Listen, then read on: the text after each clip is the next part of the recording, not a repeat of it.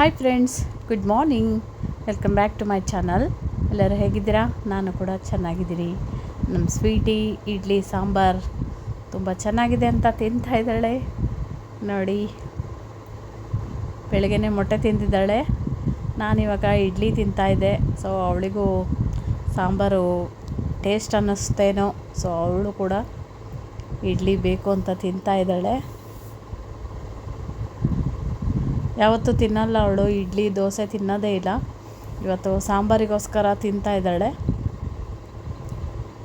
ಬೆಳಗ್ಗೆನೇ ಇವತ್ತು ಬೇಗ ಮೊಟ್ಟೆ ತಿನ್ನಿಸಿದ್ದೀವಿ. ಇವಾಗ ಟೈಮ್ ಬಂದುಬಿಟ್ಟು 9:30 ಆಯಿತು.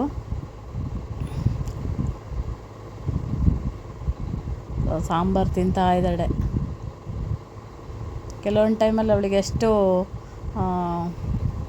ಇಡ್ಲಿ ಎಲ್ಲ ತಿನ್ಸೋಕ್ಕೋದ್ರೆ ತಿನ್ನೋದೇ ಇಲ್ಲ ಅವಳು, ವಾಮಿಟ್ ಮಾಡ್ಕೊತಾಳೆ. ಆದರೆ ಇವತ್ತೇನೋ ಸಾಂಬಾರಿಗೋಸ್ಕರ ಟೇಸ್ಟ್ ಸಿಕ್ಬಿಟ್ಟಿದೆ, ತಿಂತಾನೇ ಇದ್ದಾಳೆ. ಅದು ಹುಳಿ ಹುಳಿ ಖಾರ ಖಾರ ಆಗಿರುತ್ತಲ್ವ, ಸೊ ಅದನ್ನು ತಿಂತಾ ಇದ್ದಾಳೆ. ಇಡ್ಲಿ ತಿಂದು ಸುಸ್ತಾಗಿ ಮನ್ಗಿಬಿಟ್ಟಿದ್ದಾಳೆ ನೋಡಿ. ಹಾಗೆಯೇ ನಾನು ಅಡುಗೆಗೆ ರೆಡಿ ಮಾಡ್ಕೊತಾ ಇದ್ದೆ. ತೊಂಡೆಕಾಯಿ ಪಲ್ಯ, ಸ್ವಲ್ಪ ತೊಂಡೆಕಾಯಿ ಇತ್ತು, ಅದು ಮತ್ತೆ ಹಾಗೆ ಇಟ್ಬಿಟ್ರೆ ಅದೆಲ್ಲ ರೆಡ್ ಆಗಿಬಿಡುತ್ತೆ, ಹಣ್ಣಾಗಿಬಿಡುತ್ತೆ. ಸೊ ಅದಕ್ಕೋಸ್ಕರ ಅದನ್ನು ಹಾಗೆಯೇ ಒಗ್ಗರಣೆ ಪಲ್ಯ ಮಾಡ್ಕೊತಾ ಇದ್ದೆ. ಟೈಮ್ ಆಗ್ತಾ ಬಂದುಬಿಡ್ತು, ಮಧ್ಯಾಹ್ನ ಊಟಕ್ಕೆ ಬರ್ತಾರೆ ಹಸ್ಬೆಂಡು. ಸೊ ಅದಕ್ಕೋಸ್ಕರ ನಾನಿಲ್ಲಿ ತೊಂಡೆಕಾಯಿ ಪಲ್ಯ, ಹಾಗೆಯೇ ನುಗ್ಗೆಕಾಯಿ, ಆಲೂಗಡ್ಡೆ ಒಂದು ಹಾಕಿಬಿಟ್ಟು ಸಾಂಬಾರು ಮಾಡ್ಕೊಂಡಿದ್ದೀನಿ. ಅದು ನಾನು ನುಗ್ಗೆಕಾಯಿ ಸಪ್ರೇಟಾಗಿ ನಾನು ಬಾಯ್ಲ್ ಮಾಡ್ಕೊತಾ ಇದ್ದೆ. ಯಾವಾಗಲೂ ಉಪ್ಪು ಹಾಕಿ ಅದನ್ನು ಸ್ವಲ್ಪ ಬೇಯಿಸ್ಕೊತಾ ಇದ್ದೆ. ಈ ಸರಿ ಟೈಮ್ ಆಯಿತು ಅಂದ್ಬಿಟ್ಟು ಕುಕ್ಕರಿಗೆ ಹಾಕಿಬಿಟ್ಟಿದ್ದೀನಿ. ಒಂದು ವಿಷಲ್ಲೂ ಆಗಿಲ್ಲ, ಆದ್ರೂ ಸ್ವಲ್ಪ ಫುಲ್ ಮೆತ್ತಗಾಗ್ಬಿಟ್ಟಿದೆ. ಇನ್ನೇನು ಮಾಡೋಕ್ಕಾಗಲ್ಲ ಅಂದ್ಬಿಟ್ಟು ಅದಕ್ಕೆ ಬಿಟ್ಟಿದ್ದೀನಿ. ಅಮ್ಮು ಸ್ವೀಟಿ ಇಲ್ಲ ಆಟ ಆಡ್ತಾ ಇದ್ದಾರೆ. ಅಮ್ಮು ಬಾಲ್ ಹಿಡ್ಕೊಂಡಿದ್ದಾಳೆ.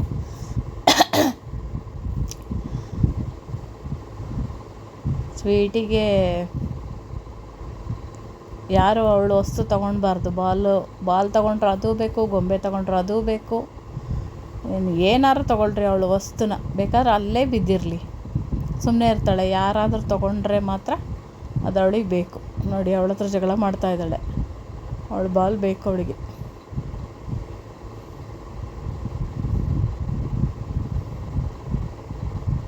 ಯಾರೂ ತೊಗೋಬಾರ್ದು, ಅವಳು ವಸ್ತುನ ಯಾರೂ ತೊಗೊಳ್ಬಾರ್ದು. ಸೊ ಅಮ್ಮ ಹತ್ರ ಕಿತ್ತಾಡ್ತಾ ಇದ್ದಾಳೆ. ಕೆಲವೊಂದು ಟೈಮಲ್ಲಿ ಕೋಪ ಬಂದುಬಿಡುತ್ತಲ್ವ, ಆವಾಗ ಪರ್ಚಿಬಿಡ್ತಾಳೆ. ಸೊ ಅಮ್ಮನೂ ಕೊಡ್ತಾನೇ ಇಲ್ಲ, ಎಷ್ಟು ಹೇಳಿದ್ರು. ನಾನು ಅಮ್ಮಗೆ ಜೋರು ಮಾಡ್ತಾಯಿದ್ದೀನಿ, ಅವಳದ್ದು ಬಾಲ್ ಕೊಡು ಅಂತ ಹೇಳಿ. ನೋಡಿ, ಬಿಡ್ತಾನೇ ಇಲ್ಲ ಅವಳು ಬಾಲ್ನ. ಸೊ ಅಮ್ಮಗೆ ನಾವು ಇಲ್ಲಿ ಆ್ಯಪಲ್ಲು ಜ್ಯೂಸ್ ಮಾಡಿದ ಅಕ್ಷಯ್, ಸೊ ಅದನ್ನು ಕೊಟ್ಟಿದ್ದೀನಿ ಅವಳಿಗೆ. ಸೂಪರಾಗಿದೆ ಅಂತೆ.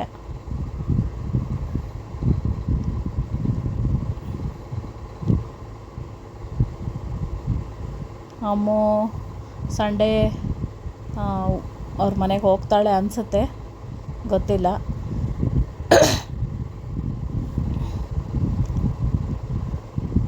ಸ್ವಲ್ಪ ದಿವಸ ಚೆನ್ನಾಗಿದ್ಲಿ ಇಲ್ಲಿ ಆಟ ಆಡಿಕೊಂಡು. ನನಗೂ ಸ್ವಲ್ಪ ಅವಳ ಜೊತೇಲಿ ಟೈಮ್ ಪಾಸ್ ಆಗ್ತಾಯಿತ್ತು, ಸ್ವೀಟಿ ಜೊತೇಲಿ. ಸೊ ಕರ್ಕೊಂಡು ಹೋಗ್ತಾರೆ ಅಂತ ಹೇಳಿದರು ಅವರಮ್ಮ, ಗೊತ್ತಿಲ್ಲ. ಸಂಡೇ ಗೊತ್ತಾಗುತ್ತೆ.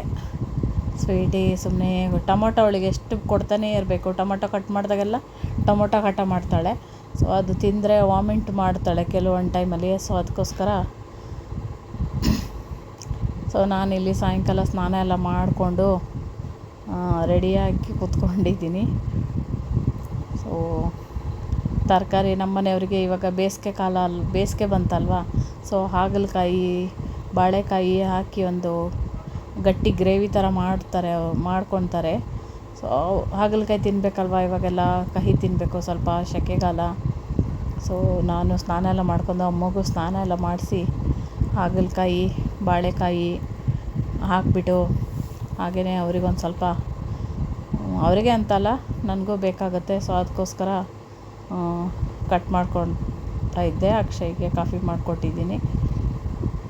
ಇವಾಗ ಟೈಮ್ ಆಗೋಯ್ತು, ಇನ್ನೇನು ಬಂದುಬಿಡ್ತಾರೆ ಮನೆಗೆ. ಒಂದೇ ಸರಿ ಸೊಪ್ಪು ಎಲ್ಲ ಒಂದೇ ಸರಿ ತಂದುಬಿಡ್ತಾರೆ. ಸೊ ಫ್ರಿಜ್ಜಲ್ಲಿ ಎಲ್ಲ ಚಿಕನು ಮಟನ್ನು ತಂದಾಗ್ಲೂ ಅದು ಫ್ರಿಜ್ಜಲ್ಲಿ ಹಾಗೆ ಉಳಿದ್ಬಿಡುತ್ತೆ. ಸೊ ಅದನ್ನೆಲ್ಲ ಕ್ಲೀನ್ ಮಾಡೋ ತನಕ ಇಷ್ಟೊತ್ತಾಯಿತು. ಸ್ವಲ್ಪ ಹೊರಗಡೆ ಬಂದು ಕೂತ್ಕೊಂಡೆ. ಅಕ್ಷಯ್ ಈ ಸ್ವೀಟಿ ಜೊತೆಲಿ ಆಟ ಆಡ್ತಾ ಇದ್ದಾನೆ.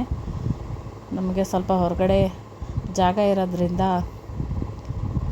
ಸೆಕೆಯಲ್ಲಿ ಈ ಥರ ಇರಲಿಕ್ಕೆ ಚೆನ್ನಾಗಿರುತ್ತೆ. ಸೊ ಹಸ್ಬೆಂಡ್ ಇನ್ನೂ ಬಂದಿಲ್ಲ ಡ್ಯೂಟಿಯಿಂದ. ಅಮ್ಮು ಚಪಾತಿ ತಿಂತಾಯಿದ್ದಾಳೆ. ಚಪಾತಿ ಮಾಡಿದ್ದೆ ನಾನು.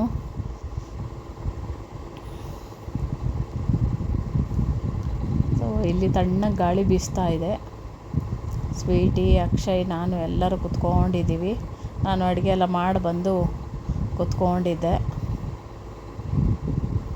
ಸ್ವೀಟಿಗೆ ಈ ಥರ ಎಲ್ಲ ಮುದ್ದು ಮಾಡಬೇಕು ಅಂದ್ರೆ ಮಾತ್ರ ಚೆನ್ನಾಗಿರ್ತಾಳೆ. ಅವನ ಮೇಲೆ ಕುಸ್ತಿ ಅವನು ಎಷ್ಟು ಕೋಪ ಮಾಡ್ಕೊತಾನೆ ಅವಳ ಮೇಲೆ, ಆದರೆ ಅವಳಿಗೆ ಅವನೇ ಇಷ್ಟ. ಸೊ ನಾವು ಹೊರಗಡೆನೇ ಕುತ್ಕೊಂಡು ಊಟ ಮಾಡ್ತಾಯಿದ್ದೀವಿ.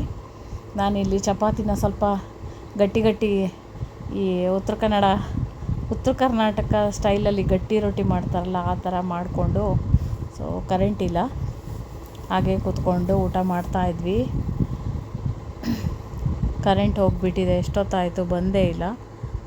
ಸೊ ಇನ್ನೇನು ಮಾಡೋದು ಅಂದ್ಬಿಟ್ಟು ಕರೆಂಟ್ ಬರೋ ತನಕ ವೆಯ್ಟ್ ಮಾಡೋಕ್ಕಾಗಲ್ಲ ಅಂದ್ಬಿಟ್ಟು ಸೊ ಹಾಗೆ ಊಟ ಮಾಡ್ತಾಯಿದ್ವಿ. Thank you so much.